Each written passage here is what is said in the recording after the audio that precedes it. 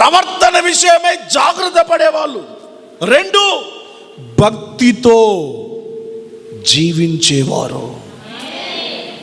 ఎట్లా? భక్తి. అమ్మా, ఇక్కడ ఇంకొక మాట చెప్తాను, గుర్తుంచుకోండి. భక్తి చేసే వాళ్ళకి దేవుని రాజ్యం, భక్తిగా నటించే వాళ్ళకి కాదు. నా మాట మీకు అర్థమైందా? భక్తి చేసే వాళ్ళకి. ఇప్పుడు మీరు భక్తి చేస్తున్నారా, భక్తిలో నటిస్తున్నారా? భక్తి నా కోసం చేస్తున్నారా, మీకోసం చేసుకుంటున్నారా? పోకపోతే నన్ను కోపడతాడు, అందరి ముందే తిడతాడు. నా కోసం చేస్తున్నావా?